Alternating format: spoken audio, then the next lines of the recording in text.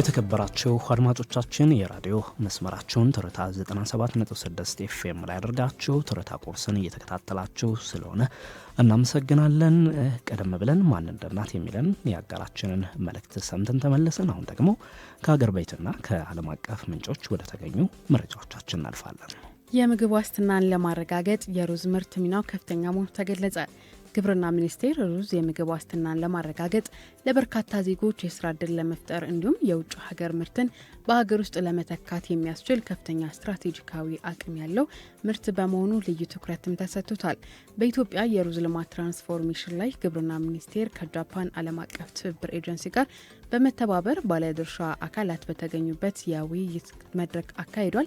የግብርና ሚኒስቴር ሚኒስትር ዴኤታ አቶ ደሳለኝ ተሻለ እንደተናገሩት ሩዝ ከጊዜ ወደ ጊዜ ተፈላጊነቱ እየጨመረ የመጣ የምግብ ዋስትናን ለማረጋገጥ የገቢ ምንጭን ለማሳደግ በተጨማሪ የውጭ ምርትን በሀገር ውስጥ ለመተካት አቅም ያለው አስፈላጊ ምርት መሆኑን ገልጸዋል። ይህንንም በመገንዘብ መንግስት ለሩዝ ልማት ልዩ ትኩረት መስጠቱንና በዚህም ተስፋ ሰጪ ውጤቶች መመዝገባቸውን ሚኒስትሩ ዴኤታው አንስተዋል።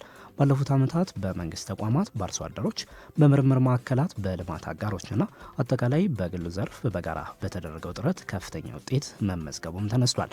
በሀገራችን የሩዝ ምርትና ምርታማነትን ለማሳደግ በቴክኒክና ፋይናንስ ድጋፍ፣ በምርምር ትብብርና በአቅም ግንባታ በኩል የልማት አጋሮቻችን ወሳኝ ሚና ተጫውተዋልም ብለዋል። በመድረኩ የኢትዮጵያ ሩዝ ትራንስፎርሜሽን አጀንዳ ለስትራቴጂያዊ አጋርነትና ኢንቨስትመንት ያለው አስፈላጊነት እንዲሁም የጃፓን ዓለም አቀፍ ትብብር ኤጀንሲ በኢትዮጵያ ለሩዝ ልማት ያደረገው አስተዋጽኦ ላይ ትኩረት ያደረጉ ጽሁፎች ቀርበው ውይይት እንደተደረገባቸው የግብርና ሚኒስቴር በይፋዊ የትስስር ገጹ አስታውቋል። የብሪክስ ሀገራት ለኢትዮጵያ የኮፕ 32 ሊቀመንበርነት ድጋፍ መስጠታቸው ተሰማ። የብሪክስ አባል ሀገራት የአካባቢ ጥበቃ ሚኒስቴሮች ኢትዮጵያ 32ኛውን የተባበሩት መንግስታት የአየር ንብረት ጉባኤ ኮፕ 32 ሊቀመንበር እንድትሆን ድጋፋቸውን መግለጻቸውን ስፑትኒክ ነው ያስነበበው። በህንድ ኒው ዴልሂ በተካሄደው 12ኛው የብሪክስ የአካባቢ ጥበቃ ሚኒስቴሮች ስብሰባ ላይ ባወጡት የጋራ መግለጫ ይህንን ድጋፋቸውን የገለጹት ሚኒስቴሮቹ ኢትዮጵያ በደን ልማት፣ በመሬት መልሶ ማልማትና በዘላቂ የመሬት አስተዳደር ዘርፎች ያስመዘገበችውን መሻሻሎች ማድነቃቸውም ተሰምቷል። ኢትዮጵያ በአረንጓዴ ልማት፣ በደን ልማትና በመሬት ማገገም ላይ የምታከናውናቸው ስራዎች በመድረኩ መቅረባቸውን የጠቆመው ዘገባው በቀጣይ የዓለም አቀፉን የአየር ንብረት ውይይት ለመምራት የምታደርገውን ጥረት ለማጠናከር የሚያግዝ ነው ብሏል። የብሪክስ ሀገራት ያሳዩት ድጋፍ ኢትዮጵያ በዓለም አቀፉ የአየር ንብረት አጀንዳ ቅርጽ በመስጠት ረገድ ያደገ የመጣውን ሚና የሚያጠናከረ መሆኑን በህንድ የኢትዮጵያ ኤምባሲ ገልጿል። አድማጮች አብራችሁን ስላላችሁ እጅግ እናመሰግናለን። ቀደም ሲል ከሀገር ውስጥ የተውጣጡ ዜናዎችን ነበር ለእናንተ ያጋራ ነው። አሁን ደግሞ ወደ ውጭ ዜናዎቻችን አልፋለን። አፍሪካ በህገ ወጥ የገንዘብ ፍሰት ምክንያት በየዓመቱ $90 ቢሊዮን ታጣለች ሲሉ ዶክተር ቴዎድሮስ አድሃኖም አስታወቁ። የዓለም የጤና ድርጅት ዋና ዳይሬክተር ዶክተር ቴዎድሮስ አድሃኖም አፍሪካ በየዓመቱ $90 ቢሊዮን የሚገመት በህገ ወጥ የገንዘብ ፍሰት እንደምታጣ ግልጽ ማስጠንቀቂያ ሰጥተዋል። ይህም አህጉሪቱ የህዝብ ጤና ፋይናንስ በእጅጉ እንደጎዳው ነው ዋና ዳይሬክተሩ ያስገነዘቡት። ቴዎድሮስ በአዲስ አበባ በተካሄደው የዓለም የጤና ድርጅት የአፍሪካ ክልላዊ ኮሚቴ 76ኛ ጉባኤ ላይ በምናባዊ የመክፈቻ ንግግር ባደረጉት ንግግር ይህ ከፍተኛ ስልታዊ የውሃ ፍሰት በ2023 አህጉሪቱ ከተቀበለችው $74 ቢሊዮን የአሜሪካን ዶላር ኦፊሴላዊ የልማት ድጋፍ በእጅጉ የላቀ መሆኑን አጽንኦት በመስጠት ተናግረዋል። ዋና ዳይሬክተሩ ባለፈው ዓመት ብቻ መንግስታት ለውጭ ዕዳ ክፍያ 163 ቢሊዮን የአሜሪካን ዶላር አውጥተዋልም ብለዋል። ከግማሽ በላይ የሚሆኑት የምስራቅና የምዕራብ አፍሪካ ሀገራት ለህዝብ ጤና አጠባበቅ ከሚውለው ይልቅ ለዕዳ ወለድ ክፍያዎች የበለጠ የፋይናንስ ሀብት እንደሚያከፋፍሉ የዓለም የጤና ድርጅት ዋና ዳይሬክተር ዶክተር ቴድሮስ አድሃኖም ተናግረዋል። በመጨረሻም የቻይናው ፕሬዚዳንት በሚቀጥሉት ቀናት ግብጽን እንደሚጎበኙ የግብጽ ባለስልጣናት ተናገሩ። የቻይና ፕሬዚዳንት ሺ ጂንፒንግ በሚቀጥሉት ቀናት ወደ ግብጽ ይፋዊ ጉብኝት ለማድረግ ተዘጋጅተዋል ሲሉ የግብጽ ፕሬዚዳንት ቃል አቀባይ በሰጡት መግለጫ ተናግሯል። በጉብኝቱ ወቅት ፕሬዚዳንት ሺ ከፕሬዚዳንት አብዱል ፈታህ አልሲሲ ጋር በመገናኘት በግብጽና በቻይና መካከል ያለውን ስትራቴጂካዊ አጋርነት በጋራ ጥቅም ዙሪያ እንዴት ማጠናከር እንደሚቻል በሁለቱ ሀገራት የተለያዩ ጉዳዮች ላይ ለመወያየት ቀጠሮ መያዛቸውም ታውቋል። ሁለቱ መሪዎች በአካባቢያዊና ዓለም አቀፍ ጉዳዮች ላይም ምክክር እንደሚያደርጉ ይጠበቃል ሲል መግለጫው አመላክቷል። ጉብኝቱ በግብጽና በቻይና መካከል ባለው ልዩ የሁለትዮሽ ግንኙነትን የሚያጠናክር ነው ሲሉም በመግለጫው አስረድተዋል። የቻይና ውጭ ጉዳይ ሚኒስቴር ቃል አቀባይ እንዳሉት በ2026 በሚካሄደው የሻንጋይ የትብብር ድርጅት ጉባኤ ላይ እንደሚሳተፉና ከነሐሴ 30 እስከ መስከረም 3 ድረስ በኪርጊስታንና የግብጽ ጉብኝቶችን እንደሚያደርጉ ተናግረዋል። በጥር 2016 ግብጽን ሲጎበኙ ሁለቱ ሀገራት በኤሌክትሪክ በመሰረተ ልማትና በትራንስፖርት ፕሮጀክቶችን ለማቋቋም በጋራ ለመስራት መስማማታቸውን አስታውቀው እንደነበር ይታወሳል። በሀገራቱ መካከል በአጠቃላይ እስከ 15 ቢሊዮን ዶላር የሚጠጋ የንግድ ምጣኔ እንዳላቸውም ኢጅፕት ቱዴይ አስነብበዋል።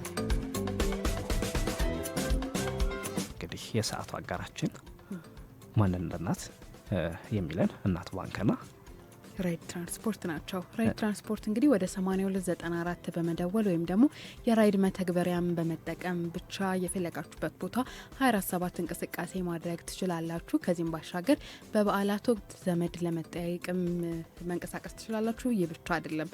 ከአየር መንገድ እንግዳ መጥቶባችሁ ከክፍለ ሀገር አሊያም ከተለያዩ ዓለም ሀገራት ለመቀበል ጊዜ ቢያጥራችሁ ወደ 8294 በመደወልና የራይድ መተግበሪያን በመጠቀም ብቻ እንግዶቻችሁን በእንክብካቤ ከአየር መንገድ ተቀብሎ ያላችሁበት ቦታ ድረስ ይዞም ይመጣል። ራይድ ትራንስፖርት ዴሊቨሪ አገልግሎትም ሌላኛው የሚታወቅበት ነው። ፈጣን ትራንስፖርት አማራጭ ከፈለጋችሁ ወደ 8294 ወይም ደግሞ በራይድ መተግበሪያ በመጠቀም ማዘዝ ትችላላችሁ የሚላችሁ ራይድ ትራንስፖርት የሰዓት አጋራችን ነው። እናት ባንክ ትምህርት ቤቶች ዘርፈ ብዙ አገልግሎቶችን በአንድ ላይ የሚያገኙበትን እናት መላ ወይም ዩኒካሽ የተሰኘ የትምህርት ቤት ክፍያ ስርዓትን ይዞላቸው መጥቷል። በዚህ ክፍያ ስርዓት አብረውን እየሰሩ ለሚገኙ ትምህርት ቤቶች ሁሉ ስራቸውን በቀላሉ በማከናወን ስኬታማ እንዲሆኑ አስችሏል። እናት መላ የክፍያ ስርዓቱን ሲጠቀሙ የትምህርት ክፍያን በቀላሉ ለመፈጸም፣ ተማሪዎችን ለመመዝገብ፣ የተማሪዎችን መረጃ ለማስተዳደር፣ ከተማሪ ወላጆች ጋር ያለውን ግንኙነት ለማሳለጥና የፋይናንስ ሪፖርት ለማዘጋጀትም እንዲሁም ቀላል አማራጭ የሚሰጥ ነው። የጉዞና የመጽሐፍ ግዢ ክፍያዎችንም ለመክፈል የሚያስችል ዘመናዊ የአሰራር ስርዓትም ጭምር ነው። ዘርፈ ብዙ አገልግሎቶችን በሚያስገኙ የእናት መላ የትምህርት ቤት ክፍያ ስርዓት ደንበኛ በመሆን አብረውን እንዲሰሩ በኢትዮጵያ የሚገኙ ትምህርት ቤቶችን ሁሉ በታላቅ አክብሮት እንጋብዛለን ይለናል አጋራችን ማንን እናት የሚለን እናት ባንክ አጋራችን ስለሆነ እናመሰግናለን።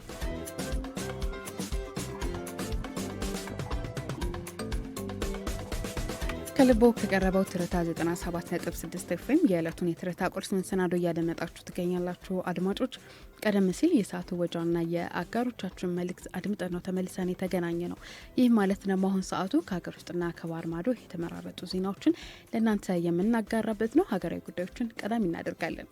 የአዲስ አበባ ከተማ የመኖሪያ ቤት አከራይና ተከራይ ውል ምዝገባ ሂደት ተገልጋዮችን ለእንግልት መዳረጉ ታይቷል።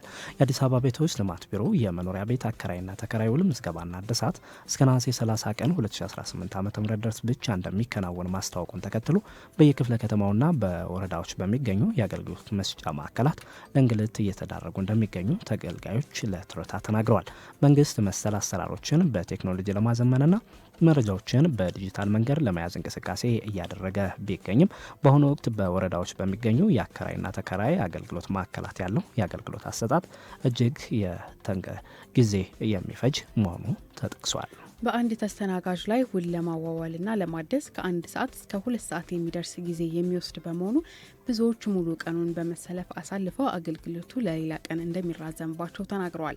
ከትርታ 97.6 ኤፍኤም በአንዳንድ አገልግሎት በሚሰጥባቸው ወረዳዎች ተዘዋውረን ባደረግነው ቅኝት ለችግሩ መባባስ የተስተናጋጆችና አስተናጋጆች ቁጥር አለመመጣጠን፣ በአገልግሎት ሰጪዎች ዘንድ የሚታይ የፍጥነት ማነስ እንዲሁም በጥቃቅን አሰራር ጥያቄዎች ላይ የሚፈጠሩ አለመግባባቶችን በፍጥነት የመፍታት አቅም ማነስ ዋና ዋና ምክንያቶች እንደሆኑ መታዘብ ችለናል። የሐምሌ ወር አጠቃላይ የዋጋ ግሽበት ጭማሪ ማሳየቱ ተነገረ።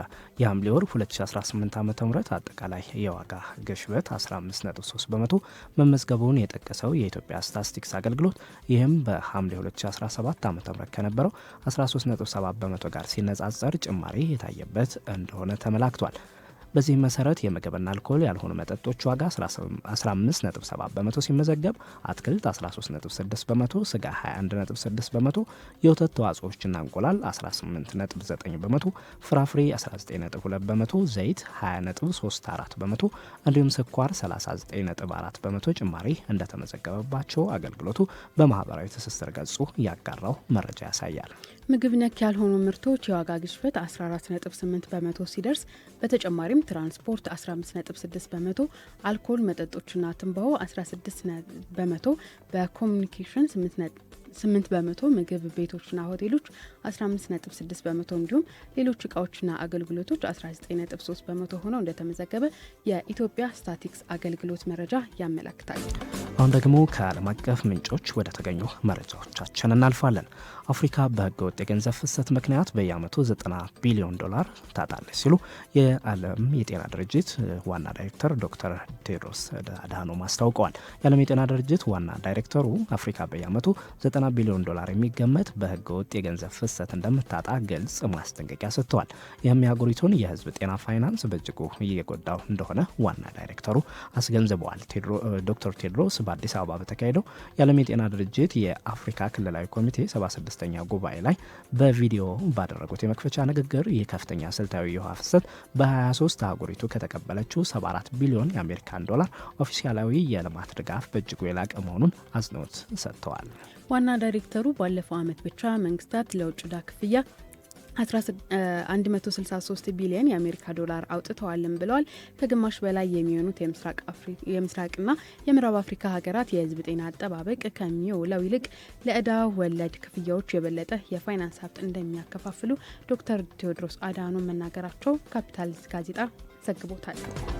በመጨረሻም ፓኪስታን አሜሪካና ኢራንን ለማደራደር አዲስ የ60 ቀናት የሰላም ስምምነት እቅድን አቀረበች። አናዶሉ የዜና ወኪል እንደዘገበው አሜሪካ የቀጥታ ውይይቶች እንዲጀመሩና የሆርሙዝ ሰርጥ ወደ መደበኛ አገልግሎቱ እንዲመለስ ፍላጎት እንዳላት ምንጮችን በመጥቀስ አስነብቧል።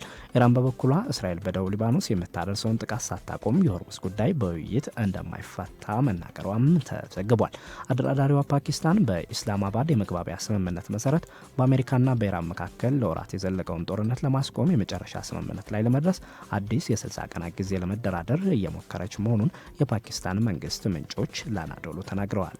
አዲሱ የድርድር ሀሳብ የቀረበው የጊዜ ሰሌዳ የሆርሙዝ ወሽመጥ እንደገና ስለመከፈትና በቴህራን ላይ የተጣለውን ማዕቀብ ለማንሳት ንግግሮችን እንደገና ለማደስ ያለመ መሆኑን ምንጮች ከመገናኛ ብዙኃን ጋር የመነጋገር ፈቃድ ስላልነበራቸው ስማቸው እንዳይጠቀስ መናገራቸው በማስታወስ አናዶሉ ዘግቧል። ከዋሽንግተን አሊያም ቴህራን ኢስላማባድ ስለሰጣቸው አዲስ ሀሳብ ምንም አይነት ኦፊሴላዊ ማረጋገጫ እንዳልተመለከተም ተመላክቷል ማለት ነው።